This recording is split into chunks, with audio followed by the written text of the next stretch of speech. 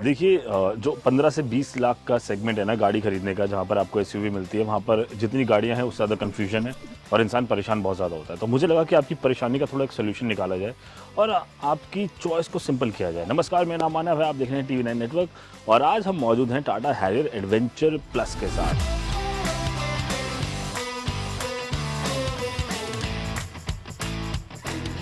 Harrier का जो adventure plus variant आया है, ये 18,99,000 रुपये से शुरू होता है और 19,34,000 रुपये तक जाता है। इसके अंदर आपको ऑलमोस्ट टॉप एंड जैसे फीचर्स मिल जाते हैं, मतलब आपको गाड़ी फुली लोडेड मिल जाती है। आपको बाहर से कुछ भी जाने की ज़रूरत नहीं है, आफ्टर मार्केट जाने की ज़रूरत नहीं है और ये लगभग वही बजट है जिसके अंदर आप शायद एक कॉम्पैक्ट एसयूवी का टॉप एंड मॉडल लेंगे। कॉम्पैक्ट एसयूवी से मेरा मतलब है कि आप शायद सेल्टॉस या क्रेटा वगैरह का टॉप एंड मॉडल लेने जाएंगे मार्केट में, तो लगभग इसी प्राइस पॉइंट के आसपास आता है। वहाँ पर आप हैरियर भी ले सकते हो। एडवेंचर एक्स प्लस इसका ट्रिम आ जाता है, ज़्यादा फर्क नहीं है। एक्स और एक्स प्लस में 19 लाख और 19,34,000 रुपये का फ़र्क है। देखो, जब आप सामने से देखोगे ना, पहली नज़र में आप कह ही नहीं सकते कि टॉप एंड वेरिएंट नहीं है। ये टॉप एंड से 2 वेरिएंट नीचे है, बट स्टिल इसका जो पूरा ओवरऑल लुक एंड फील है, जो बाहर एक्सटीरियर है, वो पूरा आपको टॉप एंड वाला फील ही देता है। चाहे इस ग्रिल के बारे में बात कर लें, ग्रिल के अंदर आपको जो स्टील इंसर्ट्स दिखाई दे रहे हैं, वो सारी चीज़ें आपको मिल जाती हैं। नीचे बम्पर के ऊपर भी अगर आप देखेंगे तो वहाँ पर भी आपको स्टील इंसर्ट्स वगैरह वो सारी चीज़ें आपको जो है वो नज़र आ जाएंगी। ऐसा नहीं है कि इसके अंदर कुछ चेंज किया हुआ है, वो चीज़ें अलग है, बट ये गाड़ी सामने से देखने में फुली लोडेड मिल जाएगी आपको। सामने आप यहाँ पे फ्रंट कैमरा देख रहे होंगे। हैरियर एडवेंचर एक्स के अंदर आपको 360 डिग्री कैमरा भी मिल जाता है। मैं आपको फीचर वाइज बताता जाऊँगा कि कौन से ऐसे फीचर हैं जो कि इसको वाकई में एक टॉप एंड वेरिएंट का फील दे देते हैं। LED DRLs हैं ऊपर और नीचे यहाँ पर LED प्रोजेक्टर हेडलैम्प्स लगे हुए हैं। अब साइड में आ जाते हैं। साइड से आने में आपको क्या मिलता है एडवेंचर एक्स में, व्हील्स अगर आप देखेंगे तो ये 17 इंच के आपको व्हील्स मिल जाते हैं और ये डिस्कवरी वाले व्हील्स हैं, लेकिन हैरियर पे उतना जज नहीं रहे, बट ये आप इसको डीलरशिप पे जाके चेंज भी करवा सकते हैं। नया कलर वलर आप इसका ले सकते हो। आई थिंक ब्लैक कलर में ज़्यादा सुंदर लगेंगे। 235 65 R17 ये टायर प्रोफाइल है इसका। आपको साइड में भी वही प्रीमियमनेस, वही टॉप ऑफ द लाइन वाली फीलिंग मिल जाती है। यहाँ पर रिक्वेस्ट सेंसर दिया हुआ है, इसका की का निशान बनाया हुआ है, तो यहाँ से गाड़ी वगैरह जो है वो रिक्वेस्ट सेंसर से ओपन हो जाएगी। ORVM के नीचे कैमरा है, मैंने आपको बताया 360 डिग्री कैमरा है, तो ORVM के नीचे कैमरा भी आ जाता है और यहाँ पर हैरियर की बैजिंग। ओवरऑल पूरी सिलवेट है जो वो एक्जैक्टली सेम ही है। अगर गाड़ी की सिलवेट चेंज नहीं होती है, बट कहीं क्रोम वगैरह का काम आपको नहीं नज़र आ रहा होगा। वो अगर आप वो भी आफ्टर मार्केट जाओगे तो 2-4 हज़ार रुपये की चीज़ है, करा सकते हो। बट एनीवेज वैसे भी ये गाड़ी जो है ऐसा नहीं लग रहा कि कोई नीचे का ट्रिम है या नीचे का वेरिएंट है। अब चलते हैं इसके रियर प्रोफाइल की तरफ। पीछे देखने में गाड़ी कैसी है। बीचों बीच आपको हैरियर की बैजिंग मिलती है। LED टेल लैम्प जो है वो कनेक्टेड नहीं मिल रहे हैं आपको। जो नॉर्मल LED टेल लैम्प्स हैं नॉन कनेक्टेड वाले वो मिलते हैं। कनेक्टेड लेने तो फिर आपको वो टॉप एंड या उससे 1-2 नीचे के वेरिएंट में आपको आना पड़ता है, बट यहाँ पर वो नहीं है। रियर कैमरा है, रियर पार्किंग सेंसर्स नीचे दिए हुए हैं। यहाँ पर इधर आपको सेंसर्स वगैरह भी मिल जाते हैं। इधर आपको ऊपर आएंगे तो रियर वाइपर के साथ डीफॉगर, स्पॉइलर और ऊपर शार्क फिन एंटीना। तो ये कुछ चीज़ें हैं जो आपको रियर में मिल जाती हैं। एंड मैं फिर आपको वही बताऊं कि वो आपको ऑलमोस्ट टॉप एंड वाली फील देती है। मुझे लगता है कि अगर शायद कनेक्टेड LED टेल लैम्प भी कर देते तो मज़ा आता, बट ठीक है, फिर उस हिसाब से प्राइसिंग भी बढ़ती चली जाती है। तो कुल मिला के एक्सटीरियर में मैंने आपको दिखा दिया कि क्या कुछ मिल रहा है हैरियर एडवेंचर एक्स के अंदर। अब अंदर जाते हैं इसके और अंदर देखते हैं कि अंदर कितनी प्रीमियमनेस को मेंटेन किया गया है। क्या ऐसा तो नहीं कि जो 5-7 लाख रुपये टॉप से नीचे का फ़र्क है वो वाकई अंदर दिख रहा है या फिर नहीं दिख रहा। अंदर चलते हैं। अंदर बैठ के ना आपको इस गाड़ी के अंदर वैल्यू नज़र आनी शुरू हो जाएगी, जो जिस चीज़ का आप 19 लाख या फिर 19,34,000 रुपये देने वाले हैं। अच्छा, मैं आपको बता दूं 19 लाख और 19,34,000 रुपये में डिफरेंस क्या है। सिर्फ एडास का डिफरेंस है। एंड आई थिंक कि 34,000 रुपये में और कोई ब्रांड ऐसा है ही नहीं जो कि आपको एडास दे सकता हो। एडास का रफली जो चार्ज होता है वो 1 से 1.5 लाख रुपये के आसपास प्रीमियम चार्ज करते हैं ब्रांड्स। अब मैं आपको इंटीरियर के बारे में बात कर रहा था कि भाई पहली नज़र में आपको बैठ के नहीं लगेगा, आपको वैल्यू दिखनी इसके अंदर शुरू हो जाएगी। वो कैसे, मैं आपको बता रहा था, वो इस तरह से कि देखिए, एक तो इंफोटेनमेंट स्क्रीन है, ये 10.25 इंच की हार्मन की स्क्रीन है। हार्मन के 8 स्पीकर लगे हैं। एक बार जरा साउंड डेमो देख लेते हैं।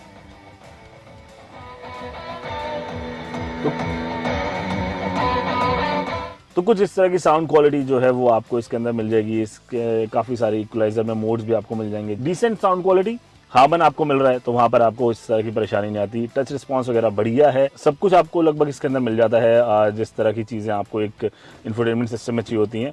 एक बार जरा इसका 360 डिग्री कैमरा भी चेक कर लेते हैं यहीं से बैठे बैठे। इस क्वालिटी का कुछ आपको 360 डिग्री कैमरा मिल रहा है। 3D व्यू के साथ भी आपको ये कैमरा मिल जाता है। तो मैं आपको वही बता रहा था कि इसको अंदर से, इस गाड़ी के अंदर, इस वेरिएंट के अंदर आपको बहुत ज़्यादा वैल्यू मिलती है।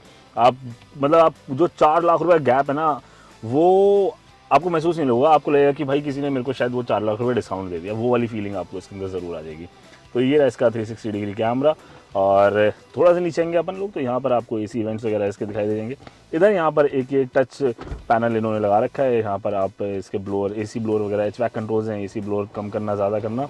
और अगर आपको गाड़ी अनलॉक करनी है तो यहाँ से गाड़ी अनलॉक हो जाती है, लॉक भी हो जाती है। बूट ओपन करने के लिए यहाँ से दिया है। इलेक्ट्रॉनिक टेलगेट आपको इसके अंदर नहीं मिलता है, इसके अंदर आपको मैनुअल टेलगेट मिलता है। इलेक्ट्रॉनिक के लिए आपको फिर वो टॉप एंड वेरिएंट पे जाना पड़ेगा।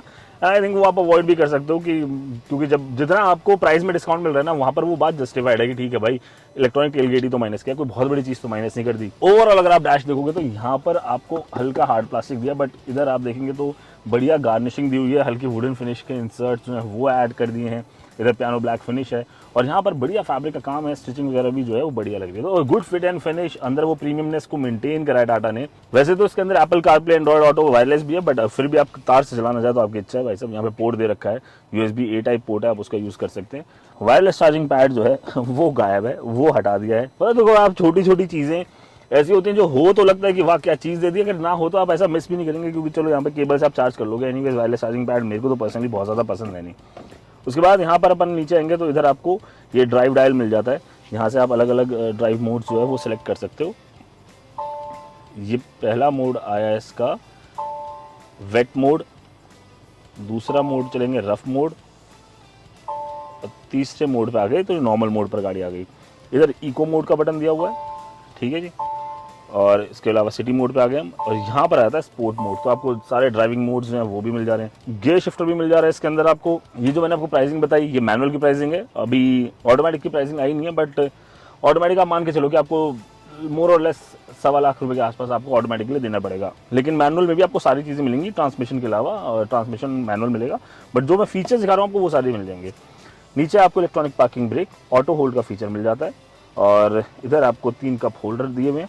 और इसके बाद यहाँ से थोड़ा आगे जाएंगे अपन तो यहाँ मिल जाता है आपको एक आर्म रेस्ट, और आर्म रेस्ट के अंदर भी आपको मिलता है चार्जिंग पोर्ट A टाइप का और C टाइप का दोनों का, 5 वोल्ट 3 एम्पियर, 5 वोल्ट 2.44 एम्पियर, और यहाँ 12 वोल्ट का एक सॉकेट भी आपको दिया हुआ है। तो चार्जिंग के लिए तो काफ़ी अच्छी खासी जगह यहाँ पर बना दी है इन्होंने।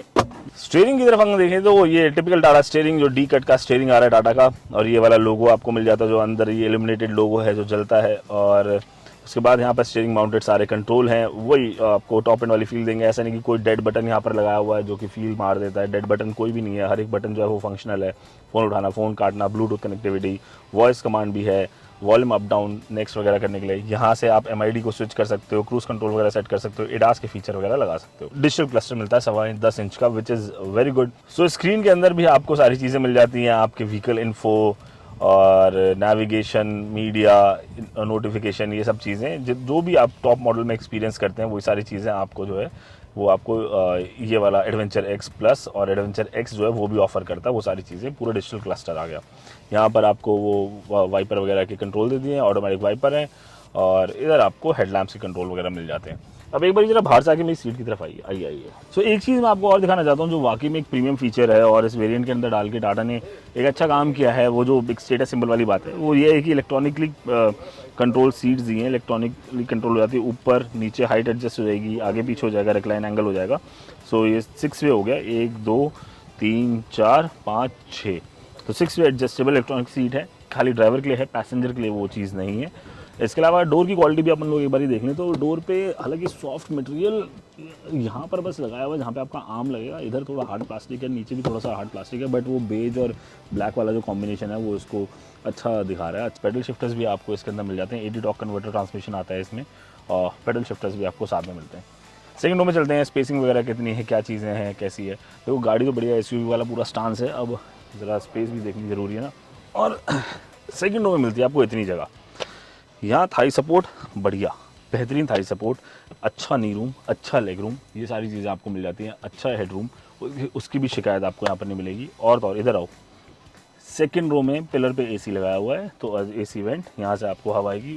अच्छी पोजीशन है ये, थोड़ा सा ऊपर लगा हुआ है, नीचे में क्या होता है कि नीचे नीचे हवा रह जाती है, बट ये बढ़िया पोजीशन मेरे को लगती है AC की पिलर वाली। इस ट्रिम के अंदर भी आपको पैनोरामिक सनरूफ मिल जाती है, डुअल पेन पैनोरामिक सनरूफ यहाँ पर मिल रही है। उसके बाद देखो बैठ तो यहाँ पर मेरे को लगता है मोर और लेस 2 बंदे पाएंगे। उसका रीज़न बताता हूँ क्या है कि यहाँ पर बीच में ना हम्प बहुत बड़ा दिया हुआ है हैरियर में, बट ठीक है अगर एक बच्चा बैठाना तो आप बैठा सकते हो। और यहाँ पर भी सीट पॉकेट है जिसके अंदर आप कुछ सामान वगैरह ये सब चीज़ें रख सकते हो। एक चीज़ और भाई जिसके अंदर देखो कॉस्ट कटिंग करते हैं कंपनियां, कैसे देखो 10-10 20-20 हज़ार रुपये का काम बचा के ना, मतलब आपको लाखों रुपए का फायदा दे देती है। यहाँ भाई आर्मरेस्ट नहीं दिया सेकंड रो में, यहाँ सेकंड रो में आर्मरेस्ट नहीं है, लेकिन उन्हीं से पैसा बनता है और एक नया वेरिएंट बन जाता है। बट ये अच्छा है, डिसेंट है। और अब चलते हैं मतलब इसके बूट की तरफ। मैंने आपको बताया कि जो बूट है वो इलेक्ट्रॉनिक टेल गेट उसके अंदर नहीं आता, मैनुअल टेल गेट आता है। बट ठीक है, वो इतनी कोई बड़ी बात भी नहीं है। अब देखो इलेक्ट्रॉनिक टेल गेट से कुछ खास बदलता नहीं, मैनुअल भी इक्वली गुड है।